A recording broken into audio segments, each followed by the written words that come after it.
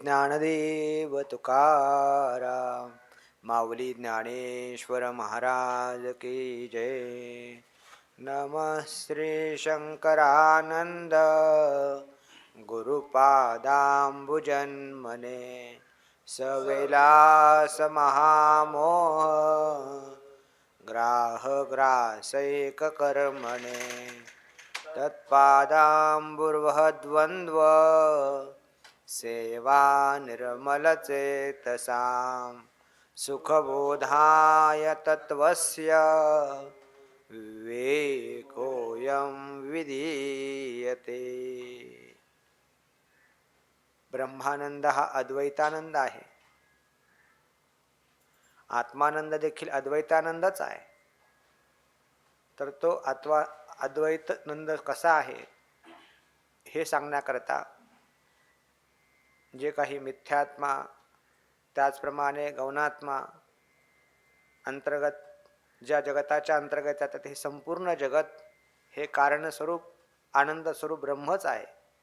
कारणा वाचून त्याला स्वतंत्र अस्तित्व नाही. अर्थात या संपूर्ण जगताचं उपादान कारण आनंद आहे, परमात्मा आहे. उपादान कारण सांगताना उपादान कारण देखील 3 प्रकारचं आहे: आरंभ, परिणामी आणि विवर्त. आरंभ कारण होऊ शकत नाही, कारण त्या ठिकाणी 2 पदार्थांचा संयोग होऊन भिन्न असणाऱ्या कार्याची उत्पत्ती होते. इथे परमात्मा निरवय आहे, तिथे संयोग होत नसला कारण आरंभवाद नाही. परिणामवाद सांगत असताना एका अवस्थेचा परित्याग करून दुसऱ्या अवस्थेची प्राप्ती होण्याला परिणाम असं म्हणतात. परंतु परमात्मा निर्विकार आहे, त्यामुळे त्याचा परिणाम होऊ शकत नाही. ज्याप्रमाणे दुधाचं दही, मातीचा घट किंवा सुवर्णापासून कुंडला उत्पन्न होतात, तसा परिणाम या ठिकाणी अभिप्रेत नाही. विवर्त, परमात्म्याचं संपूर्ण जगत विवर्त आहे. याकरता विवर्ताचं लक्षण आपण पाहिलं. अवस्थांतर भानम, अर्थात पूर्व अवस्थाम अपरित्यज्य अवस्थांतर भानम विवर्त. पूर्व अवस्थेचा परित्याग न करता दुसऱ्या अवस्थेची प्राप्ती होणं याला विवर्त असं म्हणतात. दृष्टांत आपण पाहिला रज्जू सर्पाचा. रज्जूचा स्वरूपानं त्याग न होता रज्जूच्या ठिकाणी अन्यथा रूपानं आपल्याला भान होतं, सर्परूपानं प्रतीती येते. म्हटले, अहो तुम्ही आनंदाचा विवर्त सांगताना जगत विवर्त आहे सांगताना दृष्टांत दिला रज्जू सर्पाचा, परंतु जो दृष्टांत दिला रज्जू तर तो सावयव आहे. त्या सावयव असणाऱ्या रज्ज्वादिकांची विवर्त ठीक घडू शकतात, परंतु सिद्धांतामध्ये मात्र ज्याचा विवर्त तुम्ही सांगता तो मात्र निरवयव आहे. त्यामुळे त्या निरवयवाच्या ठिकाणी हे विवर्त पदार्थ प्रतीतीला येऊ शकत नाही. म्हटलं असं नाही, निरवयवाचा हे आमच्याकडे दृष्टांत आहे. आकाशादिक सृष्टी नैयायिक निरवयच मानतात, तर त्या आकाशाच्या ठिकाणी देखील विवर्त दिसून येतो आपणाला. निरवश असणाऱ्या आकाशाच्या ठिकाणी देखील तलमालिन्याची कल्पना होते. अर्थात ज्याला आकाशाच्या स्वरूपाचं ज्ञान नाही, तर तो त्या आकाशाच्या स्वरूपाच्या ठिकाणी ते कढईसारख्या आकाराचा आहे किंवा निळ्या रंगाचा आहे अशा प्रकारचा आरोप करतो. अर्थात निळेपणा आणि कढईसारखा आकार हा त्या आकाशाच्या ठिकाणी असणारा विवर्त आहे. म्हणून निरंशाच्याही ठिकाणी विवर्तता आपल्याला दिसून येते.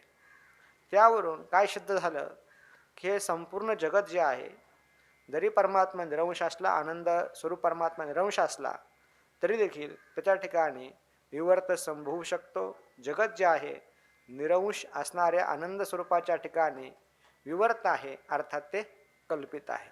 जसं आकाशाच्या ठिकाणी तलमालिन्यता कल्पित आहे, त्याप्रमाणे आनंद स्वरूप परमात्म्याच्या ठिकाणी हे जगत कल्पित आहे. म्हटले जगत कल्पित आहे, ठीक आहे. अद्वितीय आनंद स्वरूप परमात्मा जो आहे त्याच्या ठिकाणी जगताची कल्पना होऊ शकत नाही. का? कारण कल्पनेला हेतू जो कोणी आहे त्याचा अभाव आहे. अद्वितीय परमात्मा आहे, त्या ठिकाणी कोण कल्पना करेल? तर म्हटले त्या ठिकाणी कल्पना करणारी एक माया नावाची शक्ती आहे. परमात्मा स्वरूपाच्या ठिकाणी माया नावाची शक्ती आहे आणि ती शक्ती या संपूर्ण जगताची कल्पना करते. परंतु शक्तीच्या ठिकाणी कल्पकत्व आहे असं कुठे दिसून येतं का? तर दिसून येतं. म्हणतात ज्याप्रमाणे जो गारुडी विद्या दाखवणारा आहे, तर त्याच्या ठिकाणी काही मणी असतात किंवा त्या मण्याच्या साह्यानं म्हणा किंवा मंत्राच्या साह्यानं तो जे नाही प्रत्यक्ष नाही असं घडू शकत नाही व्यवहारामध्ये अशा असंभवनीय गोष्टी अशा दाखवतो.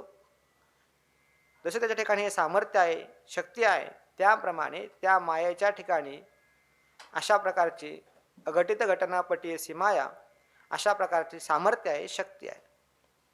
अहो, तुम्ही आनंद स्वरूप परमात्म्याच्या ठिकाणी शक्ती मानली. तुम्ही सुरुवात काय केली की परमात्मा आत्मानंद हा अद्वैतानंद स्वरूप आहे.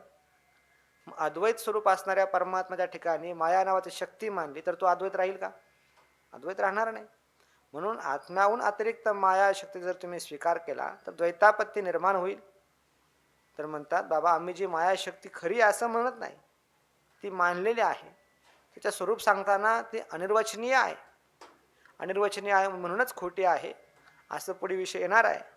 तर ते सांगण्याकरता लौकिक दृष्टीनं पहिल्यांदा लौकिक पदार्थांच्या ठिकाणी असणारी जी शक्ती आहे अज्ञादी शक्ती, तर ती अज्ञादी शक्ती त्या शक्तिमानाहून भिन्न रूपाने कथन करता येत नाही, अभिन्न रूपानेही कथन करता येत नाही, अर्थात भिन्न भिन्न रूपानेही कथन करता येत नाही. म्हणूनच तिला अनिर्वचनीय असं म्हणतात. लौकिकातली शक्ती अनिर्वचनीय आहे हे सांगून मायाशक्ती पुढे अनिर्वचनीय कशी आहे याचं प्रतिपादन करणार आहे. शक्ती जी आहे ही शक्तिमानाहून पृथक आहे असं म्हणता येत नाही. का बरं? कारण आज्ञाधिकाच्या ठिकाणी असणारी शक्ती ही फोड इत्यादी कार्य उत्पन्न करते. तर ती शक्ती आज्ञाधिका स्वरूपाहून पृथक रूपानं आपल्याला सांगता येत नाही. का बरं? कारण पृथक रूपानं त्या शक्तीचा अभाव आहे. कारण दृष्टेनं दर्शनात आज्ञादी स्वरूपाहून व्यतिरिक्त दाहकता शक्ती तिची आपल्याला उपलब्धी होत नाही. म्हटले मग या दृष्टीनं काय ठरलं की शक्ती जी आहे शक्तिमानाहून पृथक भिन्न नाही. मग म्हटले अभिन्न आहे. तर मग म्हटले आज्ञादी स्वरूपच शक्तिमाना, अग्नीची शक्ती जी आहे अग्नी स्वरूपच आहे असं म्हणलं तर हरकत आहे. तर म्हणतात अभिन्न आहे असंही म्हणता येणार नाही. का बरं? त्याविषयी हेतू सांगितला की ज्या वेळेस दगदगता अग्नी आहे, मण्याचा म्हणजे चंद्रकांत मण्याचा त्या ठिकाणी ठेवला किंवा मंत्राधिकांचा प्रयोग केला तर शक्ती जे कार्य आहे जसं अग्नीत हात टाकल्यानंतर फोड येतात, पण ज्या वेळेस आपण त्या अग्नीमध्ये त्या चंद्रकांत मण्या ठेवू किंवा मंत्राचा प्रयोग करू त्यावेळेस तो अग्नी आपल्याला भाजत नाही. मग त्या ठिकाणी प्रतिबंध घडला. कशाचा घडला? अग्नीचा प्रतिबंध घडला का? तर अग्नीहून अतिरिक्त अशा असणाऱ्या शक्तीचा प्रतिबंध घडला. म्हणून ती शक्ती शक्तिमानाहून अभिन्न आहे असंही म्हणता येणार नाही. मग म्हणतो एक तरी देखील पूर्वपक्षी म्हणतो आग्रहानं हट्टानं की प्रतिबंध दिसू द्या, अग्निशक्तीचा प्रतिबंध झालेला आहे दिसू द्या, पण तरी देखील त्या शक्तिमानाहून शक्तीचा भेद नाही असं जर म्हणत असतील तर त्याला सिद्धांत विचारतात काय दोष असं म्हणलं तर सिद्धांत म्हणतात बाबा जर शक्तीचा जर अभाव मानला, प्रत्यक्ष सिद्ध असणाऱ्या आज्ञाधिकांचं स्वरूप जो आहे त्या स्वरूपाचा प्रतिबंध केला त्या ठिकाणी नाही, प्रतिबंध असंभवात. आणि त्याच्याहून अतिरिक्त शक्तीचा जर तुम्ही अभाव मानला असता, अभाव मानला अग्नीच्या शक्ती अग्नीहून अग्नी भिन्न अशा असणाऱ्या शक्तीचा जर तुम्ही अभाव मानला, अग्नीहून अग्नीच्या शक्तीचा जर तुम्ही भिन्न आहे असं मानलं नाही तर मग त्या ठिकाणी जो प्रतिबंध घडला तो कोणाचा घडला सांग बरं? त्या प्रतिबंधाला कोणी विषय राहील का? जर शक्ती मानलीच नाही भिन्न तर कोणी विषय राहील का? अर्थात कोणी विषय राहणार नाही. अशा प्रकारचा दोष येईल. त्याकरता अग्नीची शक्ती ही अग्नीहून भिन्नही म्हणता येणार नाही आणि अभिन्नही म्हणता येणार नाही असा विषय शक्तीचा झाला. इथपर्यंत विषय आपण कालपर्यंत पाहिला होता. आता पहा, तो म्हणतो तुम्ही अग्नीच्या ठिकाणी दाहकता शक्ती मानता.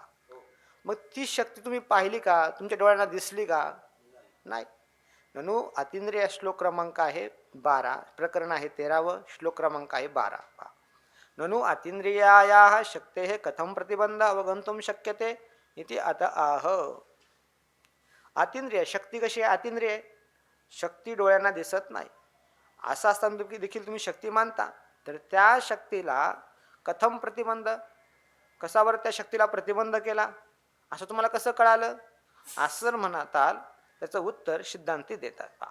शक्ते कार्यानुमेयत्वा, शक्तेः कार्यानुमेयत्वा शक्तेः कार्यानुमेयत्वा शक्तेः कार्यानुमेयत्वा दकार्ये प्रतिबंधनम्, दकार्ये प्रतिबन्धनं दकार्ये प्रतिबन्धनं दकार्ये प्रतिबन्धनं ज्वलतोरग्निर्दाहे स्यात्, ज्वलतोऽग्निरदाहे स्यान् ज्वलतोऽग्निरदाहे स्यान् ज्वलतोऽग्निरदाहे स्यान् मंत्रादिप्रतिबन्धता, मन्त्रादिप्रतिबन्धता मन्त्रादिप्रतिबन्धता मन्त्रादिप्रतिबन्धता शक्तेः कार्यानुमेयत्वा दकार्ये प्रतिबन्धनं ज्वलतोऽग्निरदाहे स्यान्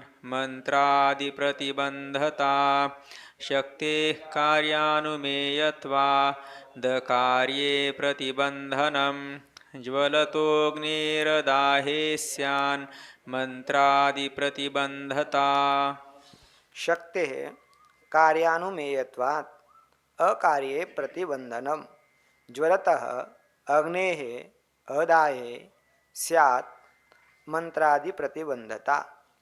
शक्तेः कार्यानुमेयत्वात् अकार्ये प्रतिबंधनम, ज्वलतः अग्नेः अदाहे मंत्रादि प्रतिबंधता स्यात्.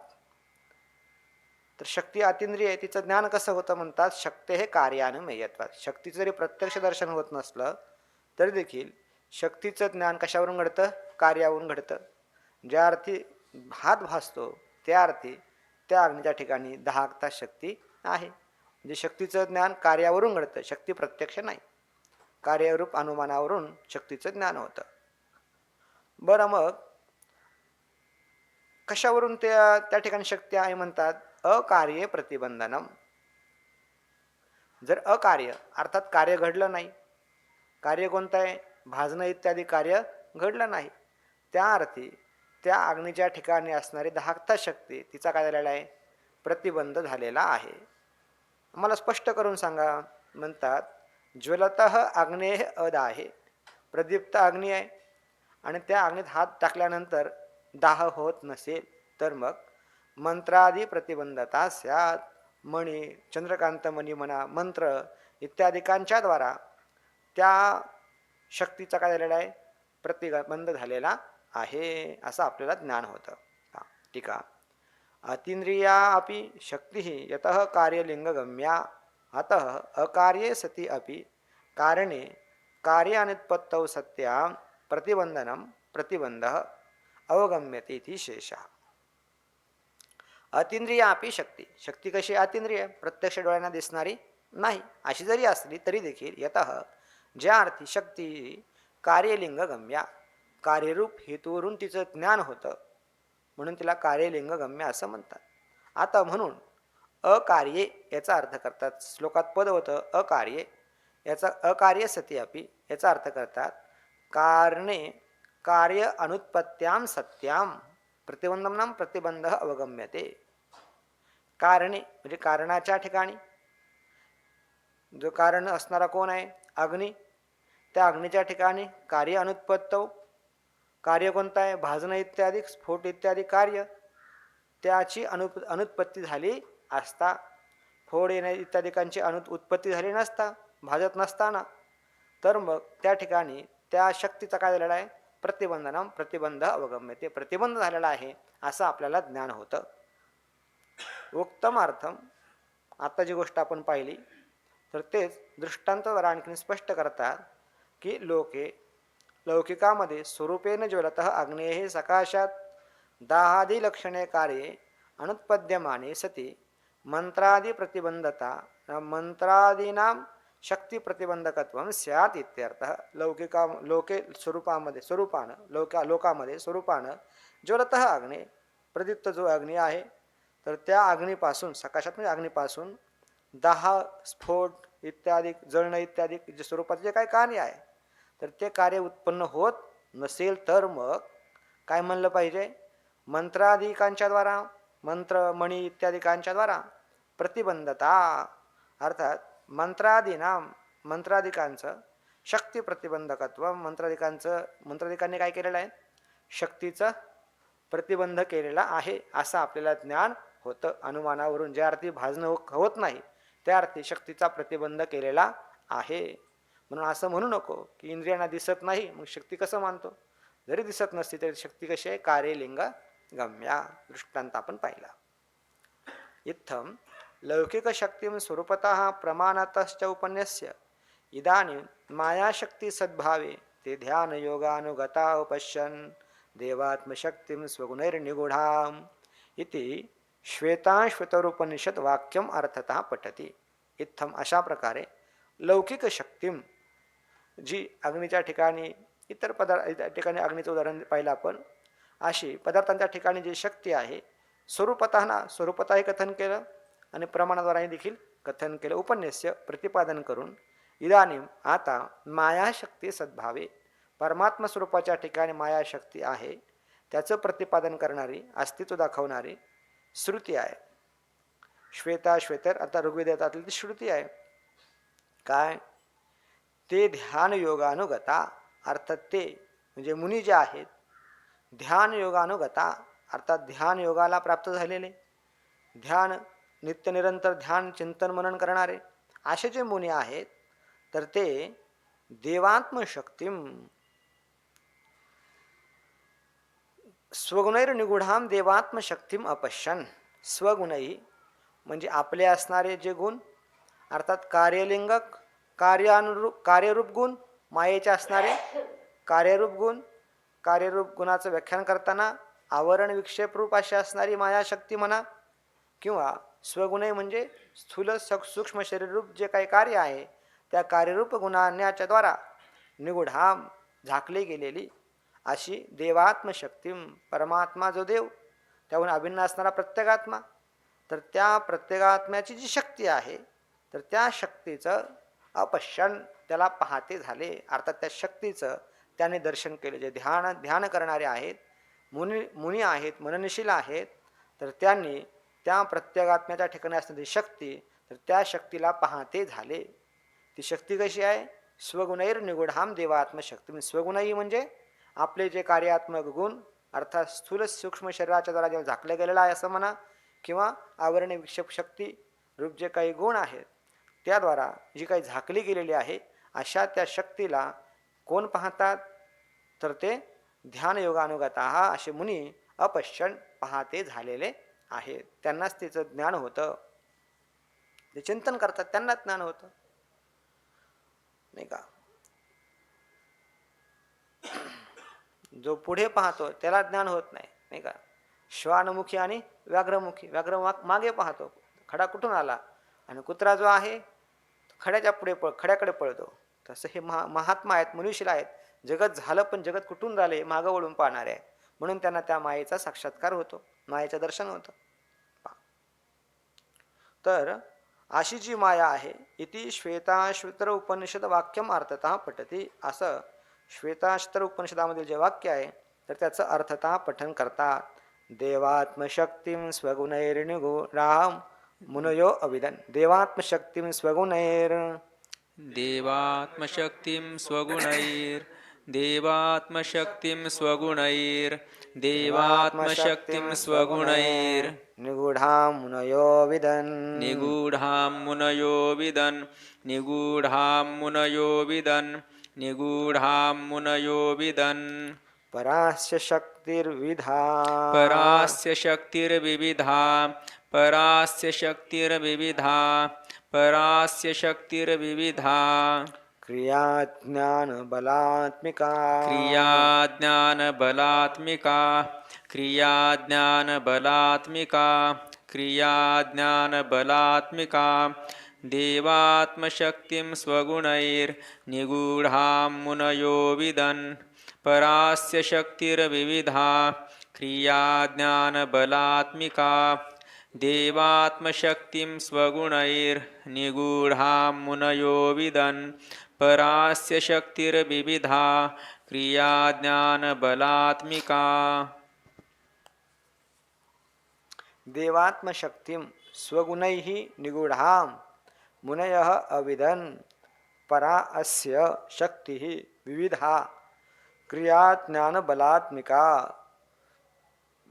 मुनयः देवात्मशक्तिं स्वगुणैः निगूढाम् अविदन् अस्य पराशक्तिः विविधा क्रिया ज्ञानबलात्मिका मुनय मुनी जे आहेत ध्यानयोगाचं अनुसरण करणारे आहेत ते मुनी देवात्मशक्तीम देव परमात्मा आत्मा प्रत्येकाहून अभिन्न असणारा जो देव परमात्मा त्याची असणारी जी शक्ती आहे तर ती शक्ती स्वगुणैही मायाशक्ती स्वगुणैही अर्थात स्वतःचे असणारे कार्यात्मक गुण स्थूल सूक्ष्म शरीर इत्यादिकांच्या द्वारा निगूढा झाकली गेलेली जी आहे जिचं दर्शन होत नाही लुप्त असे असणाऱ्या त्या मायेला देवात्मशक्ती अविदन जाणते झाले. ती कशी आहे? आस्य पराशक्ती असे नाम परमात्म्याची असणारी सर्वोत्कृष्ट अशी जी शक्ती आहे अनेक प्रकारची आहे. कशी आहे ते? क्रिया ज्ञान बलात्मिका क्रियाशक्ती ज्ञानशक्ती आणि इच्छाशक्ती अशा स्वरूपाची ती परमात्म्याची शक्ती आहे. मुनयः कालस्वभावादि कारणवादेषु दोषदर्शनवन्तः जगत्कारणजिज्ञासया ध्यानयोगमास्थिताः अधिकारिणः देवात्मशक्तिं देवस्य द्योतमानस्य स्वप्रकाशचिदात्मनः प्रत्यगाभिन्नब्रह्मणः शक्तिं मायारूपां स्वगुणैः स्वकार्यभूतैः स्थूलसूक्ष्मशरीरैः निगूढां नाम नितरां गूढां नाम आवृत्तां अविदन् नाम साक्षात्कृतवन्तः इत्यर्थः. मुनया जे मुनी आहेत तर काही लोक सृष्टीला कारण अनेक प्रकारचे कारणवाद सांगतात ना. बाबा एक श्लोक सांगतात स्वभावम ईश्वरम कालम यदृच्छा नियतीम तथा परिणामंच मन्यन्ते प्रकृतीम पृथ्वीदर्शिनः असे भिन्न भिन्न जगताचे कारण मानतात. असे मुनया काल काही कालवादी आहेत स्वभाववादी आहेत या सगळ्या ठिकाणी दोष आहेत असे ज्यांनी दर्शन केलेलं आहे हे जगताचे कारण होऊ शकत नाही. आणि मग जगताचं कारण कोण आहे नेमकं? जगत कारण जिज्ञासा जगताच्या कारणाच्या जिज्ञासेने इच्छेनं ध्यानयोगम अवस्थिता अधिकारिणा ध्यानयोगाचा आश्रय करणारे जे अधिकारी लोक आहेत तर ते देवात्मशक्तीम याचा अर्थ करतात देवस्य देवाची अर्थात स्वयंप्रकाश असे द्योतमानस्य स्वप्रकाश चिदात्मनः स्वयंप्रकाश जो चिदात्मा अर्थात प्रत्येकाभिन्न परमात्म्याची प्रत्येकात्म्याहून अभिन्न जो परमात्मा त्याची असा असणारा देव आहे स्वयंप्रकाश असणारा देव तर त्याची शक्तीम ना मायारूपाम शक्ती मायारूप अशी असणारी जी शक्ती तर ती शक्ती कशी झालेली आहे? स्वगुणही निगुडाम म्हटलं. स्वगुणही नाम स्वकार्यभूतही तिचं कार्यस्वरूप त्या मायेचं कार्य असणारे स्थूल सूक्ष्म शरीराच्या द्वारा निगुडाम नाम नित्य गूढाम नाम आवृत्ताम ती आवृत्त झालेली आहे. कार्यामुळे त्या मायाशक्तीचं प्रत्यक्ष दर्शन होत नाही परंतु ध्यानयोगाच्या द्वारा हे महात्मे अविदन नाम साक्षात्कृतवंतः त्या मायेचं त्यांना साक्षात्कार झालेला आहे असा याचा अर्थ आहे. तस्यामेव उपनिषदी जे त्याच ह्या तैत्तरीय कोणतं श्वेताश्वतर उपनिषदामध्येच परास्य शक्तिर्विधैव श्रूयते स्वाभाविकी ज्ञान बलक्रियाच इति वाक्यांतरम अर्थतः पठती. त्याच उपनिषदामध्ये स्थित असणारं परा अस्य नाम परब्रह्मणः जी परा नाम उत्कृष्ट शक्ती विविधैव श्रूयते अनेक प्रकारची आहे. स्वाभाविकी कशी येते तर ती ज्ञान बलक्रियाच म्हणजे ज्ञानशक्ती बलशक्ती अर्थात बल म्हणजे इच्छाशक्ती आणि क्रियाशक्ती असं त्यानंतर वाक्य जे आहे अर्थता पठन करतात. अस्य पराशक्ती विविधा अस्य नाम अस्य परब्रह्मणः परा नाम उत्कृष्टा अर्थात जगताला कारणभूत असणारी शक्ती विविधा श्रूयते, अनेक प्रकारची सांगितले गेलेले आहे. मग विविध म्हणजे अनेक प्रकारचे म्हणजे कोणती कोणती आहे? क्रिया ज्ञान बलात्मिका. क्रिया ज्ञाने प्रसिद्धे बलम इच्छाशक्ती ज्ञानशक्ती ज्ञान क्रियाशक्ती सहाचार्यात क्रियादी शक्तय आत्मा स्वरूपम यस्याः सा क्रिया ज्ञान बलात्मिका. तर अशी शक्ती, उत्कृष्ट शक्ती, जगताला कारणीभूत असणारी शक्ती आहे. तर ती शक्ती अनेक प्रकारची आहे. अनेक प्रकारची म्हणजे क्रिया ज्ञान बलात्मिका. क्रियाशक्ती आहे, ज्ञानशक्ती आहे आणि बलात्मक अर्थात इच्छाशक्ती आहे. क्रियाशक्ती आणि ज्ञानशक्ती ही प्रसिद्ध आहे. ही क्रियाशक्ती तमोगुण प्रधान आहे, ज्ञानशक्ती ही सत्वगुण प्रधान आहे आणि बलात्मिका असणारी इच्छाशक्ती ही रजगुण प्रधान आहे. तर बलशक्ती नाम इच्छाशक्ती ज्ञानक्रियाशक्ती सहाचार्यात. ज्ञानशक्ती आणि क्रियाशक्तीच्या सहचारी बरोबर असणारी किंवा ज्ञानशक्ती आणि क्रियाशक्तीला सहाय्यक असणारी अशी असणारी क्रियादिशक्तय, क्रियादिशक्तीच्या अगोदर आहे अशा क्रियादिशक्तीय आत्मा स्वरूपम यस्याः. आत्मा म्हणजे स्वरूप आहे जिचं, तिला काय म्हणतात? क्रिया ज्ञान बलात्मिका. अर्थात त्या ठिकाणी क्रियाशक्ती आहे, ज्ञानशक्ती आहे आणि बलात्मिका म्हणजे इच्छाशक्ती आहे. अर्थात क्रियाशक्ती आहे तमोगुण प्रधान, ज्ञानशक्ती आहे सत्वगुण प्रधान आणि इच्छाशक्ती आहे ही रजगुण प्रधान. तर या ठिकाणी एक टिप्पणी दिली, वाचतो, थोडी मोठी आहे तरी पण वाचतो पहा. या ठिकाणी म्हटलेलं आहे, मुनय काल स्वभावादी कारणवादेशु दोष दर्शनवंतः. मुनी जे आहेत काल स्वभाव इत्यादी जगताला कारण मानतात. त्या ठिकाणी जे दोष दर्शन करतात असे जे आहेत, मग त्या ठिकाणी दोष दर्शन का करतात? कारण ते कारण का होऊ शकत नाहीत. कोणते कोणते? 14 कारणं दिलेले आहेत आणि 14 कारणांचं खंडन केलेलं आहे का? त्यात नाही आहे का? हां, थोडं वेगाने वाचतो. तर पहिल्यांदा कारण सांगितलं या ठिकाणी असत कारणवाद. तर जगताला कारण असत होऊ शकत नाही. का बरं? कारण कारणा वाचून जगताचं कोणतंच कारण नाही. कारण बरं, कारणाविना जगत होऊ शकत नाही. या पक्षामध्ये सर्व घटाधिक कार्य जे आहेत त्या कार्याधिकांचं कारण प्रत्यक्ष आहे.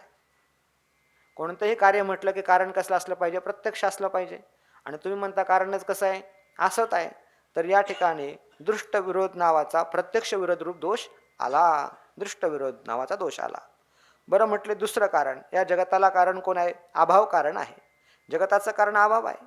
यामध्ये देखील ज्याप्रमाणे वंध्यपुत्र जसा आहे त्या वंध्यापुत्राप्रमाणे आसतरूप अर्थात अभावापासून भावरूप जगताची वंध्यापुत्रापासून काय उत्पन्न होऊ शकेल का? नाही. त्याप्रमाणे अभावापासून जगताची उत्पत्ती मानली तरी देखील दृष्ट विरोध नावाचा प्रत्यक्ष विरोध नावाचा दोष येतो. बरं, म्हटलं जगताला कारण शून्य आहे. या पक्षामध्ये देखील ज्याप्रमाणे आकाशामध्ये पुष्प आहे ना, पुष्पाने भरलेली बगीचा आहे असं जसं, आणि जसं बीज पेरल्याशिवाय धान्याची उत्पत्ती होऊ शकेल का? आणि होऊ शकत नाही. पण म्हटले शून्यापासून जगताची उत्पत्ती झाली तर असा असंभव रूप दोष येईल. कधीच होऊ शकत नाही. बीज पेरल्या वाचून धान्य उत्पन्नच होऊ शकत नाही. त्याप्रमाणे कोणत्याही कारणा वाचून कार्याची उत्पत्ती होऊ शकत नाही. म्हणून शून्यापासून जगत उत्पन्न झालं असं म्हणता येणार नाही. बरं, म्हटलं नैयायिक जे आहेत परमाणूपासून जगताची उत्पत्ती मानतात, तर तशीही या जगताची उत्पत्ती होऊ शकत नाही. परमाणुवादाचं खंडन केलं. कारण या पक्षामध्ये देखील परमाणू कसे मानतात? ते निरवय मानतात आणि जड मानतात. 2 परमाणू एकत्र आले असता द्वेणुक आदी तयार होतात. द्वेणुक तयार होतं म्हणतात. परंतु त्या जड परमाणूंचा काय व्हावा लागतो? संयोग व्हावा लागतो. पण जड असणाऱ्या परमाणूचा संयोग झाला कसा? 2 एकत्र कसे? दोन्ही जड आहेत ना. म्हणून असंभव नावाचा दोष आहे. बरं, म्हटले काल कारण आहे. याही पक्षामध्ये देखील कालाला वर्तमान असताना सर्व कार्य काल तर आहेच ना. ज्यांना काल नित्य म्हणतात ना, ते जन्यानाम जनकः काला जगतामाश्रयो मतः, नाही का? तर ते काल नित्य मानतात. मग काल कारणवादी जर कालाला कारण म्हणत असतील तर काल जर आहे तर सगळ्याच कार्यांची उत्पत्ती नेहमीच व्हायला पाहिजे. पण घडते का असं? असं घडत नाही, म्हणून काल कारण आहे असंही म्हणता येणार नाही. बरं, स्वभाव कारण आहे असं म्हटलं, जसं वीर्याचा जर स्वभाव आहे उत्पत्ती, पुत्रसंतान उत्पत्ती, असं जर म्हटलं तर वंध्याच्या ठिकाणी देखील वीर्य व्यर्थ जायला नको, नाही का? पण होतं की नाही, व्यर्थ जातं. याचाच अर्थ त्याचा स्वभाव आहे असंही म्हणता येत नाही, व्यभिचार दोष येतो.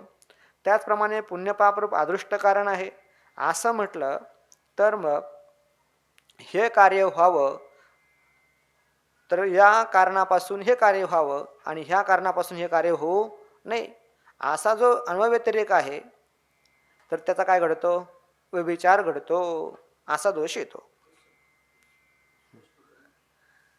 तुम्ही करा बरे.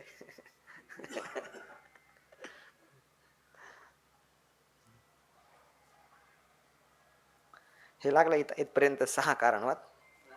हे 7वं कारण कसं आहे म्हणता येईल, पुण्य पापरूप अदृष्ट कारण आहे.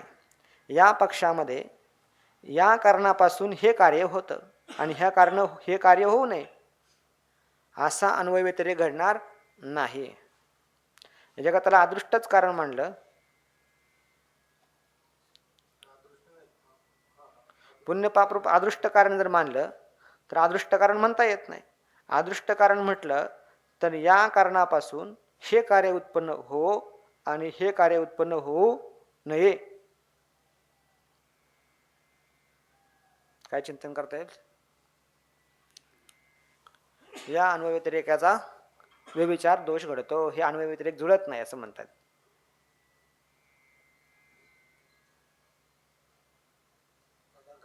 घटाची जी उत्पत्ती आहे त्याला कपाला कारण आहे, तिथे पुण्य कसं काय मानणार? पुण्यापासून घट उत्पन्न झालं.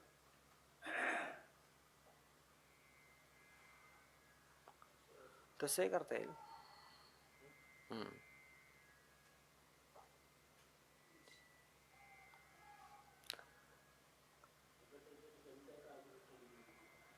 काही कारणच नाही,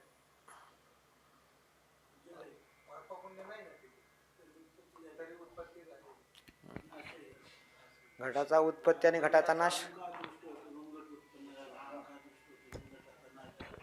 असं म्हणता येईल.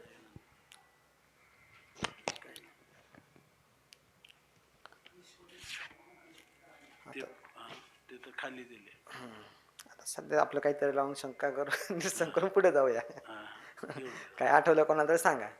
हे तर आता सध्या तोपर्यंत हा, म्हणता येईल. तोपर्यंत ठीक आहे. घटाला कारण म्हणताना हा घट काय कोणाच्या अदृष्टाने उत्पन्न होत नसतो किंवा त्याचे काही अदृष्ट नाहीये, नाश किंवा उत्पत्ती. जडाच्या ठिकाणी मानता येणार नाही अदृष्ट. आणि कोणत्या प्रकारचं अदृष्ट आहे की ज्याच्यामुळे कोणतं पुण्य आहे त्याच्यामुळे त्याची उत्पत्ती झाली, कोणतं पाप आहे त्याच्यामुळे नाश झाली, याची संगती आपल्याला सांगता येणार नाही. म्हणून अदृष्ट कारण म्हणता येणार नाही. आणखीन काही? अदृष्टाचं स्वरूप काय आहे? पुण्य पाप रूप. हो. हे त्याचं स्वरूप आहे. मग ते तुम्हाला अमक्या पाण्यापासून अमकं कार्य उत्पन्न झालं अशी तुम्हाला संगती सांगता आली पाहिजे. आणि ती संगती तर तुम्हाला सांगता येत नाही. म्हणजे हे कारण असलं की हेच कार्य उत्पन्न होतं, हे कारण नसेल तर कार्य उत्पन्न होत नाही. अशा प्रकारचा जो अन्वय आणि व्यतिरेक आहे त्याचा व्यभिचार आहे. व्यभिचार आहे तर त्याचा प्रवेशच नाही ना तिथे. काय हा, म्हणजे अन्वय पण नाही, व्यतिरेक पण नाही. अन्वय व्यतिरेक दोन्ही पुण्य पापाची आवश्यकता नाही घट उत्पत्ती करता. घट उत्पत्ती करता पुण्य पापाची आवश्यकता नाही. नाही. म्हणजे अन्वय आणि कोणत्या व्यतिरेक पुण्याने व्यभिचार घट दोष उत्पन्न झाला आणि कोणत्या पुण्याने घट आपल्या पापाने घट नाश झाला. काय याच्याविषयी तुम्हाला सांगता येत नाही. म्हणजे अन्वयाचा व्यतिरेकाचा व्यभिचार घडला. अन्वय आणि व्यतिरेकाचा व्यभिचार व्यभिचार घडला म्हणून पाप पुण्यरूप अदृष्ट कारण आहे असं तुम्हाला म्हणता येणार नाही. नाही. आता पुढचं कारण सांगतात, यदृच्छा आपोआप झालं, ज्याप्रमाणे काकतालीय न्यायवत, जसं आंधळ्याने असं टाळी वाजवावी आणि त्यामध्ये कावळा सापडावा, अशा प्रकारे म्हणजे जगत आप झालं. तर हे कारण म्हणता येत नाही. कारण या पक्षामध्ये देखील पृथ्वी अधिक महाभूतरूप जी धर्मी आहे, धर्मी वाचून केवळ यदृच्छारूप धर्मानं त्या ठिकाणी कारणता संभवू शकत नाही. आपोआप कसं घडेल, नाही का? तिथं काय लागला, किंवा आंधळा मनुष्य लागला, त्याचा हात लागले, तेव्हाची टाळी वाजली गेली, तेव्हा कावळा सापडला. इथं काय, इथं पृथ्वी अधिक महाभूत धर्मी आहे, त्या धर्मी वाचून यदृच्छेने देखील कार्य घडू शकत नाही. म्हटलं मग कारण कोण माना? पृथ्वी अधिक महाभूत कारण माना. असं जरी मानलं तरी देखील याही पक्षामध्ये दोष आहे की ज्याप्रमाणे घटाधिकाप्रमाणे घटाधिक जड आणि सावयवभूतांना अन्य कारणाच्या अपेक्षा, जसं घट उत्पन्न करायचा म्हटलं तर मग त्याला अन्य असणारा चेतन कोण? कुलाल कुंभार लागतो, तेव्हा तो घट निर्माण होतो. पृथ्व्याधिक जरी असले तरी देखील त्याप्रमाणे त्या पृथ्व्याधिक जरी असले तरी कार्य उत्पन्न होऊ शकत नाही, त्याला अन्याची अपेक्षा आहे. त्यामुळे अन्य कारणाची अपेक्षा असल्यामुळे तिथे असंभवरूप दोष येतो. मग म्हटले कारण प्रकृती कारण आहे. या पक्षामध्ये देखील जर आपल्याला गाडा बनवायचा असेल तर जड प्रकृतीच्या विषयी स्वतः प्रवृत्तीचा असंभव. जसं गाडा बनवायचा असेल तर त्याला मध्ये देखील कोणतरी बनवणारा वेगळाच लागतो ना, की तो आपोआपच निर्माण होतो नाही. तर म्हणतात कार्य स्वतः प्रवृत्तीच्या ठिकाणी आहे का? प्रकृती जरी कारण मानली तर स्वतः प्रवृत्ती जड आहे ना, त्यामुळे त्या ठिकाणी स्वतः प्रवृत्ती होऊ शकत नाही, म्हणून असंभवरूप दोष आहे. म्हटलं मग जड प्रकृती कारण नाही तर मग पुरुष कारण आहे असं म्हटलं तर देखील पुरुष परमात्मा देखील असंग आहे, निर्गुण आहे, व्यापारहित आहे. त्यामुळे त्या पुरुषाच्या ठिकाणी देखील कारणता होऊ शकत नाही, त्या ठिकाणी अयोग्यता आहे. कार्योत्पत्तीची अयोग्यता त्या पुरुषाच्या ठिकाणी आहे. बरं म्हटलं मग प्रकृती आणि पुरुष त्याचा संयोग कारण आहे.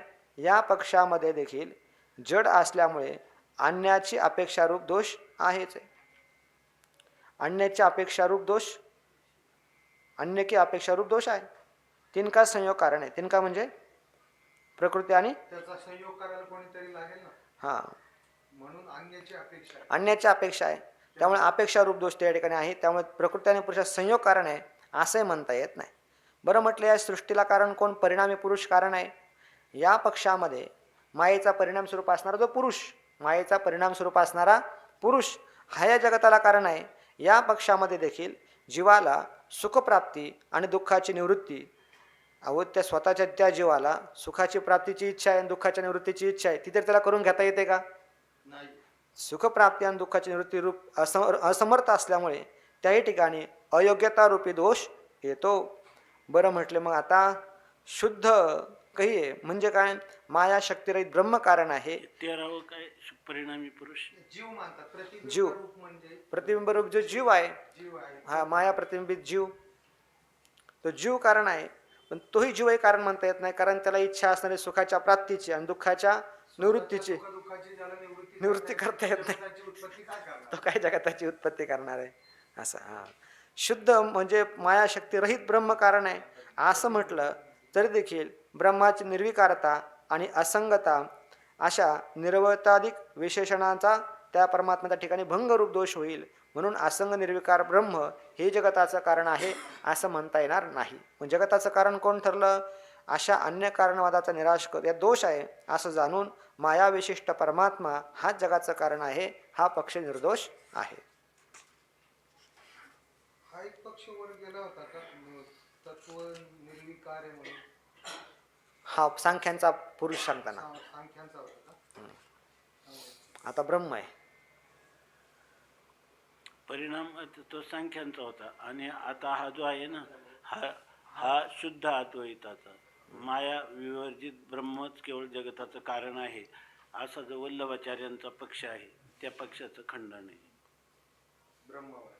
ब्रह्मवादी वल्लभाचार्यांचा पक्ष आहे तो.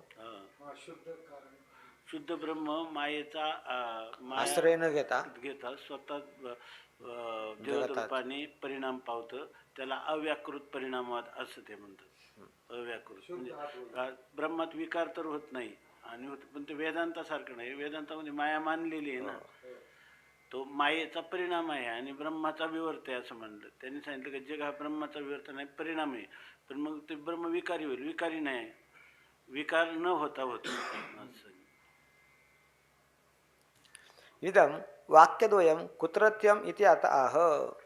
तर इदम वाक्यद्वयम अर्थात 13व्या श्लोकामध्ये जे काही 2 वाक्य आपण पाहिले, तर हे वाक्यद्वयम कुत्रत्यम कुठं आहेत? कोणते वाक्य पाहिले आपण? देवात्मशक्ती स्वगुणैर निगुढाम मुनय अविधान आणि परांश शक्ती वैश्रियते क्रिया ज्ञानबलात्मिका असे 2 जे वाक्य आहेत, इति वाक्यद्वयम कुत्रत्यम कुठे आलेले आहेत? अस इति वेदवचः प्राह. तर ही गोष्ट ऋग्वेदाचं जे उपनिषद आहे, श्वेतर उपनिषद, त्याचं हे वाक्य आहे. तेच कथन करतात. श्लोक क्रमांक 14 पहा.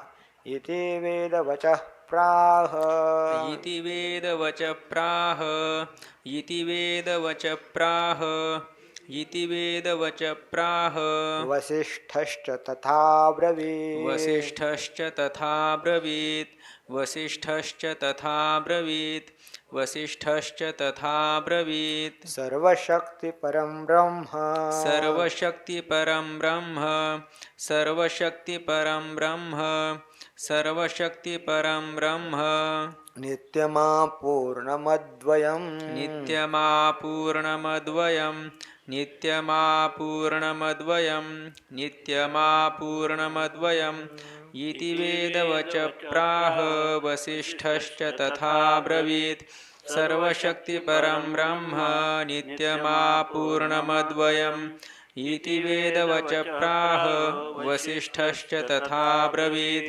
सर्वशक्तिपरं ब्रह्म नित्यमापूर्णमद्वयम् इति वेदवचः प्राह वसिष्ठः च तथा अब्रवीत् सर्वशक्तिः परं ब्रह्म नित्यम् आपूर्णम् अद्वयम् इति वेदवचः प्राह तथा वसिष्ठः च अब्रवीत् परं ब्रह्म नित्यम् आपूर्णम् अद्वयं सर्वशक्तिः इति वेदवच प्राह.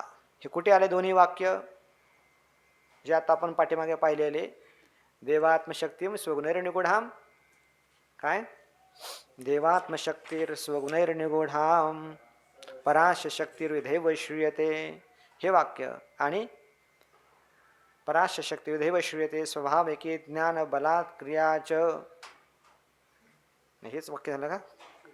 हां, श्वेताश्वतरमधलं हे एक वाक्य आणि पहिलं वाक्य आपण पाहिलं ते ध्यान योगानुगता उपश्यन देवात्मशक्तीं स्वगुणैर्निगूढां हे एक वाक्य. दोन्ही श्वेताश्वतरमधले आहेत. इति वाक्यद्वयं कुत्रत्यम कुठे आलेत? इति वेदवच प्राह. वेदवच अर्थात ऋग्वेद शाखेत असणारं श्वेताश्वतर उपनिषदामध्ये वाक्य आलेलं आहे. तिथेच आलंय का? आणखीन तथा वशिष्ठाच्या अब्रवीत वशिष्ठ ऋषींनी योग वासिष्ठ ग्रंथामध्ये देखील असं सांगितलेलं आहे. काय सांगितलं? परम ब्रह्म परम सर्वश्रेष्ठ ब्रह्म परमात्मा जो आहे तो नित्य आहे, अपूर्णम असमंतात पूर्णम आहे, अद्वयम द्वैत रहित आहे, त्याचप्रमाणे तो सर्व शक्तिमान देखील आहे असं वशिष्ठ ऋषींनी प्रभू रामचंद्रांना उपदेश केलेला आहे. न केवलम मायाशक्ती श्रुती प्रसिद्धा किंतु स्मृती प्रसिद्धा अपिती आह. केवळ ऋग्वेदामध्ये सांगितलेलं आहे, श्वेताश्वतर उपनिषदामध्ये असं नाही. तर ही मायाशक्ती श्रुती प्रसिद्ध असं नाही तर स्मृती प्रसिद्ध आहे. स्मृतीमध्ये देखील सांगितलेले आहे. कुठे? वशिष्ठाब्रवीत यथा श्रुती ज्याप्रमाणे श्रुती माता विचित्रा मायाशक्ती मुक्तवती वशिष्ठा अपि ताम तथा उक्तवान वशिष्ठाभिधे ग्रंथे इति शेषः. ज्याप्रमाणे श्रुती चित्रविचित्र अशी असणारी ज्ञानक्रिया बलात्मिका शक्ती न युक्त अशी असणारी मायाशक्ती उक्तवती का? श्रुती ही उक्तवती, श्रुतीने सांगितले गेलेले आहे.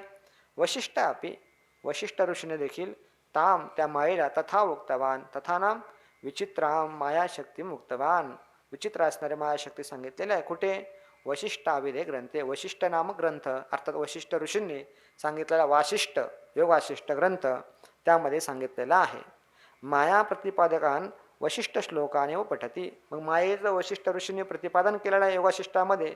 तर ते श्लोकच इथपासून पुढे जवळजवळ मला 27व्या श्लोकापर्यंत हे वशिष्ठातले श्लोक आहेत. इथपासून म्हणजे 14व्या श्लोकाच्या उत्तरार्धापासून तर 27व्या श्लोकापर्यंत हे सगळे योग वासिष्ठातले श्लोक आहेत. पहा, परम ब्रह्म परमात्मा कसा आहे? नित्य आहे. आपूर्ण नित्यम आपूर्णम अद्वयम याचा अर्थ करतात ब्रह्मणः परमार्थिकम रूपम उक्तम सर्वशक्ती इति तस्यैव सोपाधिकम रूपम. नित्य आहे परमात्मा, असमंतात सर्व बाजूने परिपूर्ण आहे, द्वैत रहित आहे असं परमात्म्याचं पारमार्थिक रूप सांगितलं. आणि सर्व शक्ती हे मात्र जे आहे तस्यैव सोपाधिकम रूपम हे निरुपाधिक स्वरूप आहे. आणि सर्व शक्ती जे आहे हे सर्व शक्ती म्हणताना हे परमात्म्याचा मात्र शक्तीने युक्त असं विशिष्ट परमात्मा जो आहे त्याचंच प्रतिपादन केलेलं आहे सर्व शक्ती. आता त्या शक्ती विशिष्ट परमात्म्याचं प्रतिपादन करतात. पहा, ययोल्लसति शक्त्यासौ ययोल्लसति शक्त्यासौ ययोल्लसति शक्त्यासौ ययोल्लसति शक्त्यासौ प्रकाशमधिगच्छति प्रकाशमधिगच्छति प्रकाशमधिगच्छति प्रकाशमधिगच्छति चिच्छक्तिर्ब्रह्मणो राम चिच्छक्तिर्ब्रह्मणो राम चिच्छक्तिर्ब्रह्मणो राम चिच्छक्तिर्ब्रह्मणो राम शरीरेषुपलभ्यते शरीरेषुपलभ्यते शरीरेषुपलभ्यते शरीरेषुपलभ्यते ययोल्लसति शक्त्यासौ प्रकाशमधिगच्छति चिच्छक्तिर्ब्रह्मणो राम शरीरेषुपलभ्यते ययोल्लसति शक्त्यासौ प्रकाशमधिगच्छति चिच्छक्तिर्ब्रह्मणो राम शरीरेषुपलभ्यते यया उल्लसति शक्त्या असौ प्रकाशम् अधिगच्छति चिच्छक्तिः ब्रह्मणः राम शरीरेषु उपलभ्यते यया शक्त्या उल्लसति असौ प्रकाशम् अधिगच्छति. हे राम, शरीरेषु ब्रह्मणः चिच्छक्ती उपलभ्यते. तर मायाशक्तीचं निरूपण आणखीन कुठे आलेले म्हटले? योगाशिष्ट ग्रंथामध्ये आलेलं आहे. तर त्या मायाशक्तीचं निरूपण करतात यया, तर जो परमात्मा आहे तर तो यया शक्त्या, ज्या मायाशक्तीच्या द्वारा उल्लसती, याचा अर्थ केलेला आहे पुढे विकास पावतो. अर्थात परमात्मा विकास पावतो म्हणजे परमात्मा जो आहे विवर्त रूपाने होतो. परमात्मा जो आहे मायाशक्तीचा आश्रय करून जगत त्या परमात्म्याचं काय विवर्त आहे, विवर्त रूपाने होतो. उल्लसते नाम विवर्त रूपाने होतो. आणि आतदा असौ, त्यावेळेस असौ म्हणजे ही शक्तीची आहे, तर ती प्रकाशम अधिगच्छती, नाम त्या शक्तीची आपणाला अभिव्यक्ती होते. म्हणजे नामरूपानं जगतरूपानं त्या शक्तीचं आपल्याला दर्शन घडतं. त्या कार्यावरून कार्यामध्ये शक्तीची आपणाला प्रतीती येते. हे राम, कशी येते ती प्रतीती? तर रामप्रभूंना वशिष्ठ ऋषी सांगतात, शरीरेषु, आपली जी काही शरीरं आहेत तर त्या शरीरामध्ये त्या परमात्म्याची असणारी चित्शक्ती उपलब्धते. चित्शक्ती आपल्याला उपलब्ध होते. कशी होते? टीकेमध्ये स्पष्ट केलं पा. तत्परम ब्रह्म यदा यया मायाशक्त्या उल्लसती नाम विकसती नाम विवर्तते इत्यर्थः. तदा असौ शक्ती प्रकाशम अधिगच्छति अभिव्यक्तिं प्राप्नोति. तत्परम ब्रह्म, तो परमात्मा सर्वश्रेष्ठ ब्रह्म आहे. यदा, ज्यावेळेस, यया प्रतीक आहे श्लोकामध्ये यया, तर यया म्हणजे यया मायाशक्त्या, मायाशक्तीच्या द्वारा उल्लसती, याचा अर्थ केलेला विकास पावतं. म्हणजे परमात्माच मायाशक्तीच्या द्वारा विकासाला प्राप्त होतो, अर्थात विवर्त भावाला प्राप्त होतो. जसं हे जर या ठिकाणी हे भाष्य जर उपलब्ध नसलं रामकृष्ण हेतींचं, तर योगवासिष्ठातले श्लोक किंवा इथं संदर्भ हे काहीच कळणार नाही. म्हणून हे जे ग्रंथ आहेत ना, अवधूत गीता, अष्टावक्र गीता, योगवासिष्ठ, हे सिद्धांताचे ग्रंथ आहेत. प्रक्रिया दिली नाही. प्रक्रिया जर कळाली नाही तर याचं काहीच लागणार नाही तुम्हाला. काही पण लोक वेगवेगळे अर्थ करणार नाही. उल्लसती शब्द आला म्हणजे विकसती म्हणजे साहित्यातला शब्द आहे आपलं, धातूच्या अर्थाप्रमाणे. काय कळणार तुम्हाला? विशेषण रूपेनं काश्य, त्याच्या अभिव्यक्ती होती, प्राकट्य होतं, म्हणजे खरं तर विवर्त रूपाने प्रतीती येते. असं गीतेतले पण असे बरेच श्लोक आहेत का जे पंचदशीमध्ये जेवढे स्पष्ट होतात तेवढे कुठं होत नाहीत. विकसती उल्लसतेचा अर्थ केला विवर्तते इत्यर्थ. विवर्तते इत्यर्थ. परमात्माच मायाशक्तीच्या द्वारा विवर्त रूपाला प्राप्त होतो. म्हणजे विवर्त होतो म्हणजे खरोखर होतो का? नाही, विकास होतो म्हणलं तर का हा चैतन्याची शोभा शोभत असेल, पण मायाशक्तीच्या द्वारा आता अर्थ घ्यायला लागेल तरच होईल. तदा, त्यावेळेस, तदा असौ, त्यावेळेस ही शक्ती आहे परमात्माच्या ठिकाणी कल्पित असणारी शक्ती. असौ शक्ती प्रकाशम अधिगच्छति नाम अभिव्यक्तिं प्राप्नोति. त्यावेळेस त्या शक्तीचं आपल्याला ज्ञान होतं. ज्यावेळेस परमात्मा जो आहे मायाशक्तीचं साह्य घेऊन जगतरूपानं विवर्त भावाला प्राप्त होतो, त्यावेळेस त्या शक्तीचं आपल्याला जगतामध्ये ज्ञान होतं, कार्यामध्ये त्या शक्तीचं आपल्याला ज्ञान होतं. मग कार्यामध्ये शक्तीचं ज्ञान कसं होतं ते कथन करतात पहा. इदानीम तामेव अभिव्यक्तीम प्रपंचेती. इदानीम म्हणजे आता ती जी काही जगत रूपाने जे विवर्त भावाला प्राप्त झालेला आहे, तर त्या जगतामध्ये त्या मायेची अभिव्यक्ती कशी होते हे वशिष्ठ ऋषींनी सांगितलेलं आहे. त्याचं प्रपंचेती द्वाभ्याम 2 श्लोकाच्या द्वारा कथन करतात, विस्तार करतात. हे राम, शरीरेषु ब्रह्मणः चित्शक्ती उपलभ्यते. कसे?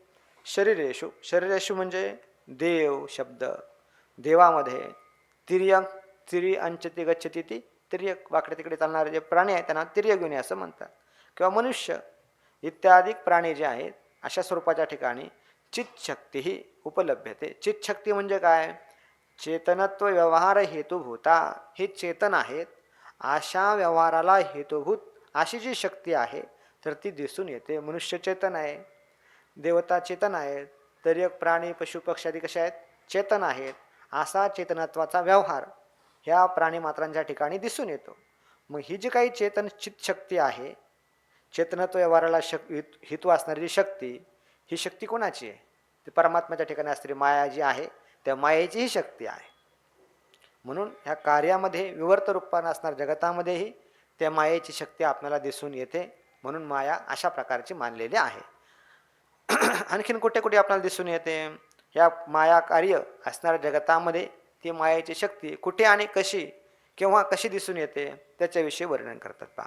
स्पंद शक्तिश्च वातेषु स्पंदशक्तिश्च वातेषु स्पंदशक्तिश्च वातेषु स्पंदशक्तिश्च वातेषु दार्ढ्यशक्तिस्तथोपले दार्ढ्यशक्तिस्तथोपले दार्ढ्यशक्तिस्तथोपले दार्ढ्यशक्तिस्तथोपले द्रवशक्तिस्तथाम्भस्सु द्रवशक्तिस्तथाम्भस्सु द्रवशक्तिस्तथाम्भस्सु द्रवशक्तिस्तथाम्भस्सु दाहशक्तिस्तथानले दाहशक्तिस्तथानले दाहशक्तिस्तथानले दाहशक्तिस्तथानले स्पंदशक्तिश्च वातेषु दार्ढ्यशक्तिस्तथोपले द्रवशक्तिस्तथाम्भस्सु दाहशक्तिस्तथानले स्पंदशक्तिश्च वातेषु दार्ढ्यशक्तिस्तथोपले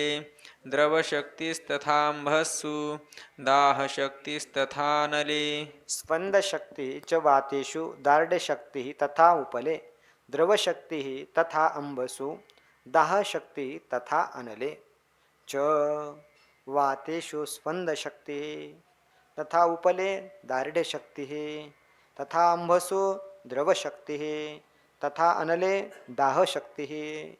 कार्य जे आहे जो परमात्मा विवर्त भावाला प्राप्त झाला, विवर्त रूप जे काय कार्य आहे तर त्या कार्यामध्ये मायेची शक्ती आपल्याला दिसून येते. प्राणीमात्रामध्ये चैतन्य रूपाने शक्ती दिसून येते, चित रूपानं. वायू जो आहे, वायूमध्ये स्पंद शक्ती आहे, चलनवलनात्मक शक्ती आहे. त्याप्रमाणे उपले दगडाच्या ठिकाणी दृढतारूप शक्ती आहे, काठिण्यरूप शक्ती आहे. त्याचप्रमाणे तथा अंबसू पाण्यामध्ये जो चूर्णादी पिंडीभाव हेतूला कारण असताना द्रवत्व जो रूप हेतू आहे असा द्रवत्व शक्ती आहे, आर्द्रतारूप शक्ती आहे. तथा अनले अग्नीच्या ठिकाणी जी दाहकता शक्ती दिसून येते ही देखील कोणाची आहे? मायेची आहे. स्पंद शक्ती चरणहेतुभूता प्रकाशम अधिगच्छति इति उक्त्या अनभिव्यक्तदशायाम अपि ब्रह्मणी जगत सत्ता दर्शिता. स्पंद शक्ती, स्पंद शक्तीचा अर्थ करतात चलन हेतुभूता, चलन इत्यादी काला हेतू स्वरूप अशी असणारी जी शक्ती आहे तिला म्हणतात स्पंद शक्ती. तर अशी स्पंद शक्ती प्रकाशम अधिगच्छति अर्थात तिचा आपणाला स्पष्ट रूपानं ज्ञान होतं.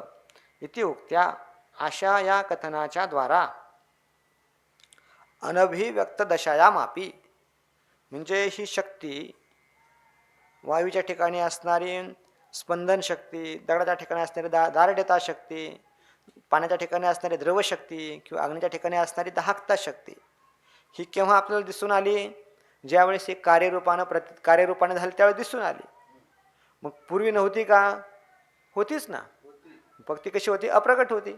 आता कार्यरूपाने झाली त्यावेळेस प्रगट झाली. हे जसं आहे त्याचप्रमाणे अनभिव्यक्त दशायाम ज्यावेळेस हे जगत अनभिव्यक्त होतं, व्यक्त नव्हतं, त्यावेळेस देखील ब्रह्माच्या ठिकाणी जगत सत्ता दर्शिता. यावरून जरी जगत प्रगट नसलं तरी देखील जगताची सत्ता त्या ठिकाणी मानली पाहिजे. ब्रह्माच्या ठिकाणी जगताची सत्ता दाखवली गेलेली आहे. जगताची सत्ता कधी प्रगट असते, कधी अप्रगट असते. अदर्शनात आगत पुनश्च अदर्शनम गतः. हा मायाशक्ती आहे ही मानली कशावरून आपण? जगतावरून. जगतात आता प्रत्यक्ष ज्ञान होते, परंतु जगत जे आहे कधी जगत उत्पत्तीच्या पूर्वी जगत कसं आहे? अनभिव्यक्त आहे. आणि मायाशक्तीद्वारा पुन्हा काय होतं? प्रगट होतं. मग कधी अनभिव्यक्त असतं आणि कधी प्रगट असतं, त्याकरता या ठिकाणी प्रलयाचं वर्णन केले. पहा एक टिप्पणी इथं या ठिकाणी हे रहस्य आहे. काय? काही नित्य प्रलय आहेत, काही नैमित्तिक प्रलय आहेत, काही प्राकृतिक प्रलय आहेत, काही आत्यंतिक प्रलय आहे. या भेदानं प्रलयाचे 4 प्रकार पडतात. ज्याप्रमाणे दिव्याची शिखा म्हणजे दिव्याची ज्योत आहे ती प्रत्येक क्षणामध्ये सर्व पदार्थांचा जो उत्पत्ती आणि नाश आहे ना, दीपशिखा जी आहे ती असं वाटतं एकच आहे, पण एक नाही, सारखा उत्पत्ती विनाश सारखा चालू आहे. त्याप्रमाणे हा उत्पत्ती विनाश लागून डोळा उघडे तव कोडीवरी घडे मोडे असं म्हणतात ना. पण या ठिकाणी नित्य प्रलय म्हणजे काय? पहा उत्पत्ती अनंतर नाश होतो, याला नित्य प्रलय असं म्हणतात. हाही नित्य प्रलय वा अथवा दुसरा नित्य प्रलय सांगतात सर्वांच्या अनुभवाचा. हे तर सृष्टी अशीच आहे, नित्य प्रलयासारखीच आहे. लागून डोळा उघडे तव कोडीवरी घडी मोडे. हे निर्णयतया आवडे नित्य ऐसा. ह्याला कळत नाही, त्याला वाटते नित्य पदार्थ आहे, वास्तविक नित्य नाही, सारखा उत्पत्ती विनाश चालूच आहे. म्हणून आपल्याला बालाचा तरुण किंवा तरुणाचा म्हातारा कधी झाला हे कळतं का? कळत नाही, कारण ते नित्य वाटतं ना. असते प्रत्येक क्षणाला उत्पत्ती नाश हा चालूच आहे, यालाही नित्य प्रलय म्हणतात. किंवा सुषुप्तीमध्ये सर्व पदार्थांचा अविद्येमध्ये प्रत्येक दिवशी लय होतो, यालाही नित्य प्रलय असं म्हणतात. ही सर्वांच्या अनुभवाची गोष्ट आहे. अज्ञानी असेल ज्ञानी असेल सगळ्यांच्या अनुभवाची. वरची जी गोष्ट आहे नित्य प्रलयाची ती सगळ्यांना प्रतिदिन येतं का? नाही. त्यानंतर पुढचा प्रलय आहे नैमित्तिक प्रलय. नैमित्तिक प्रलय काय? एक चौकड्या सहस्र जाय तव ठाव ठावी वेळची होय. ह्या चौकड्या ज्या आहेत चतुर्युगाच्या 1000 जातात, त्यावेळेस ब्रह्मदेवाचा 1 दिवस होतो. आणि आणि तो दिवस गेला मग पुन्हा काय होते? रात्र येते. मग त्या रात्रीतला प्रलय कोणता आहे? हा नैमित्तिक प्रलय आहे. त्या नैमित्तिक प्रलयामध्ये काय होतं? सर्व प्राण्यांच्या शरीरासहित 3 लोकांचा नाश होतो, याला नैमित्तिक प्रलय म्हणतात. याही काळामध्ये प्राणी मात्र कशा असतात? अनभिव्यक्त असतात. सृष्टी जी आहे अप्रकट अशा स्वरूपाच्या असते. त्याचप्रमाणे अशा त्या ब्रह्मदेवाचे किती पुन्हा परत 1 दिवस आता पाहिला आपण, आता परत असे त्याचे वर्ष किती, आयुष्य किती, पुन्हा 100 वर्ष, असं 100 वर्ष आयुष्य. म्हणजे आपलं नाही बरं का. चौकड्या सहस्र जातील आपल्या, तेव्हा त्याचा 1 दिवस, आणि असा दिवसाच्या हिशोबानं केला तर त्याचे 100 वर्ष. एवढे वर्ष गेल्यानंतर पंचमहाभूत अहंकार आणि महत्त्व प्रत्येक आपापल्या उपादान कारणामध्ये प्रकृतीमध्ये लय होतात, आणि त्याला म्हणतात प्राकृतिक प्रलय. सगळ्याचा लय प्रकृतीमध्ये होतो, याला म्हणतात प्राकृतिक प्रलय. आणि चौथा जो आहे तो मात्र तत्वज्ञानाच्या द्वारा कारणासहित सर्व प्रपंचाचा जो बाध होतो त्याला मात्र आत्यंतिक प्रलय असं म्हणतात. त्याला आत्यंतिक निवृत्ती असं म्हणतात. प्रथम जे 3 प्रलय आहेत तर त्यामध्ये उपादानासहित कार्याचा अभाव होत नाही. उपादानाची निवृत्ती होते का? नाही. किंतु उपादानामध्ये कार्याची संस्कार रूपाने स्थिती होते, पुन्हा कालांतरात त्याची उत्पत्ती होते. म्हणून अज्ञान दृष्टीने ती अप्रकट दशा आणि प्रकट दशा असं जगताचा सद्भाव आणि असद्भाव असं म्हटलं. चतुर्थ जी आपण आता आत्यंतिक प्रलय पाहिला त्यामध्ये उपादानासहित कार्याचा मात्र काय? नाशच आहे. अज्ञानाची निवृत्ती झाली ना, त्याची पुन्हा उत्पत्ती होत नाही यात आहे. म्हणून ज्ञानदृष्टीने अप्रगट किंवा प्रगट दशामध्ये जगताची सत्ता नाहीच चौथ्या दृष्टीनं, परंतु कारणासहित जगताचा 3ही कालामध्ये अत्यंत अभाव आहे. आता आणखीन मायेची शक्ती आपल्याला कशी दिसते 2 श्लोकात म्हटले ना ते, तर पुढचा एक श्लोक हा. शून्य शक्ती तथाकाशे शून्यशक्तिस्तथाकाशे शून्यशक्तिस्तथाकाशे शून्यशक्तिस्तथाकाशे नाशशक्तिर्विनाशिनी नाशशक्तिर्विनाशिनी नाशशक्तिर्विनाशिनी नाशशक्तिर्विनाशिनी तथाण्डेऽन्तर्महासर्पो यथाण्डेऽन्तर्महासर्पो यथाण्डेऽन्तर्महासर्पो यथाण्डेऽन्तर्महासर्पो जगदस्ति तथात्मनि जगदस्ति तथात्मनि जगदस्ति तथात्मनि जगदस्ति तथात्मनि शून्यशक्तिस्तथाकाशे नाशशक्तिर्विनाशिनी यथाण्डेऽन्तर्महासर्पो जगदस्ति तथात्मनि शून्यशक्तिस्तथाकाशे नाशशक्तिर्विनाशिनी यथाण्डेऽन्तर्महासर्पो जगदस्ति तथात्मनि शून्य शक्ति तथा काशे नाश शक्ति विनाशिनी तथा अंडे अंडे अंतः महासर्पः जगद अस्ति तथा आत्मनि तथा आकाशे शून्य शक्ति विनाशिनी नाश शक्ति यथा अंडे अंतः महासर्पः तथा आत्मनि जगद अस्ति तथा जे आता पाठीमागे पाहिलं वायूमध्ये चलनावलनात्मक शक्ती आहे, दगडामध्ये दृढतारूप शक्ती आहे, पाण्यामध्ये द्रवत्वरूप शक्ती मायेची आहे, त्याप्रमाणे अग्नीमध्ये दाहकतारूप शक्ती आहे. तथा त्याचप्रमाणे आकाशामध्ये शून्य शक्ती आहे. आकाशाचा मध्ये अभाव आहे, आपण सगळा व्यवहार करू शकतो, सगळ्यांना आकाशामध्ये वाव आहे, म्हणून आकाशामध्ये शून्य शक्ती आहे. म्हणजे पृथ्वी इत्यादी जगताच्या अभावाच्या प्रतीतीला हेतू अशी जी शून्य शक्ती ती आकाशामध्ये कोणाची आहे, ती देखील मायेचीच आहे. विनाशिनी नाश शक्ती, विनाशी पदार्थ आहे, विनाशी पदार्थांचा नाश होतो, त्याला कारण काय, त्या पदार्थामध्ये नाशरूप शक्ती आहे, ती देखील मायेचीच आहे. अनभिव्यक्तस्य अपि सत्वे दृष्टान्तम यथा अंडे अंत महासर्प, ज्याप्रमाणे सर्प अंड घालतो, त्या अंडामध्ये छोटेशा अंड असतं, पण त्यामध्ये उत्पत्ती काय होते, पुन्हा अंतः महान स्वरूप आहे, जसा दृष्टांत आहे त्याप्रमाणे आत्मनी जगत असते, आत्मस्वरूपाच्या ठिकाणी जगत आहे. तथा आकाशे शून्य शक्ती विनाशिनी नाशशक्ती इथपर्यंत पाहिलं. अशी कार्यरूप पदार्थ जे आहेत त्या पदार्थांच्या ठिकाणी मायेच्या शक्तीची आपणाला प्रतीती येते. आता अनभिव्यक्तस्य अपि सत्वे दृष्टांतम आह, म्हणजे उत्पत्तीच्या पूर्वीचे अप्रगट आहे अशा पदार्थांचं देखील अस्तित्व आहे. याविषयी दृष्टांत सांगा मला काही, तर म्हणतात अंडे, सापाने घातलेले जे अंड आहे, सर्पीने घातलेलं अंड, त्या अंड्यामध्ये सर्प दिसून येतो का, सर्प जरी दिसत नसला पण तरी देखील त्यामध्ये महान सर्पाची उत्पत्ती होणार आहे, तिथं महान सर्प आहेच आहे. त्याप्रमाणे कारण रूपाने त्या ठिकाणी विद्यमान आहे. तसं आत्मनी जगत असते, त्याप्रमाणे आत्मस्वरूपाच्या ठिकाणी जरी या प्रलय कालामध्ये नित्य प्रलय, नैमित्तिक प्रलय, प्राकृतिक प्रलय, आत्यंतिक प्रलय इत्यादिकामध्ये जगताची जरी आपल्याला प्रतीती येत नसली तरी देखील त्या ठिकाणी जगत विद्यमान आहे. कसं येते, अनभिव्यक्तम अशा स्वरूपाचं आहे. असं विचित्रस्यापि तस्य सत्वे दृष्टांतमाह, असं विचित्ररूप जे जगत आहे तर ते जगत आहे, त्या आत्मस्वरूपाच्या ठिकाणी जगत आहे, याविषयी दृष्टांत सांगितला. पहा एवढा दृष्टांत पाहू आपण.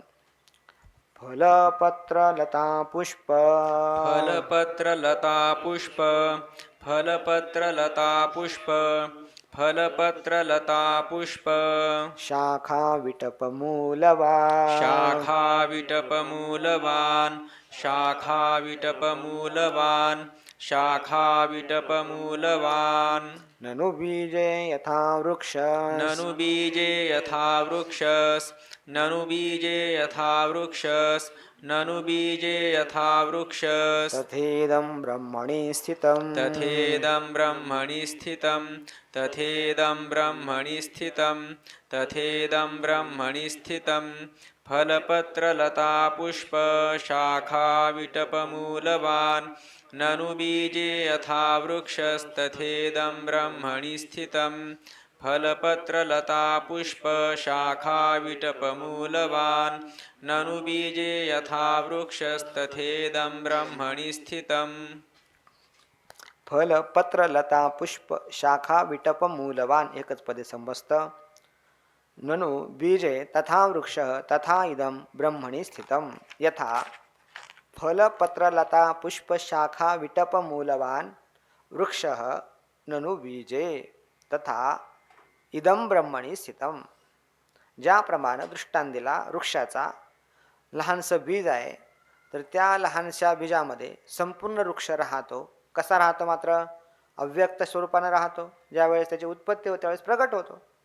ते सांगतात त्या बीजामध्ये नणू म्हणजे अवश्य निश्चयानं काय राहतं? फलही राहतं, पत्रही आहे, लता वेली पुष्प आहे, शाखा आहेत, फांद्या आहेत, विटपचा अर्थ केला आहे मोठ्या मोठ्या फांद्या असा विटप, आणि मुलाधिकाने संपूर्ण असणारा मोठा विस्तार ज्याचा आहे असा वृक्ष जो आहे. नणू म्हणजे अवश्य निश्चयानं बीजामध्ये राहतो. त्याप्रमाणे इदम हे संपूर्ण जे काही जगत आहे, हे संपूर्ण चित्रविचित्र स्वरूपाचं जगत, हे देखील ब्रह्मणी स्थितम ब्रह्मस्वरूपाच्या ठिकाणी स्थित आहे, अव्यक्त स्वरूपानं आहे, अनव्यक्त स्वरूपानं आहे. मग ते जगत कधी त्या मायाशक्तीच्या द्वारा कधी प्रगट होतं आणि कधी अप्रगट राहतं, असा दृष्टांत पुढे देणार आहेत. तर तो आपण उद्या पाहू. पुंडलिक वरदा हरी विठ्ठल श्री ज्ञानदेव तुकाराम माऊली ज्ञानेश्वर महाराज की जय. ज्ञानदेव तुकाराम ज्ञानदेव तुकाराम ज्ञानदेव तुकाराम ज्ञानदेव तुकाराम ज्ञानदेव तुकाराम ज्ञानदेव तुकाराम ज्ञानदेव तुकाराम ज्ञानदेव तुकाराम ज्ञानदेव तुकाराम तुकाराम तुकाराम तुकाराम तुकाराम तुकाराम. पुंडलिक वरदा हरी विठ्ठल श्री ज्ञानदेव तुकाराम माऊली ज्ञानेश्वर महाराज की जय.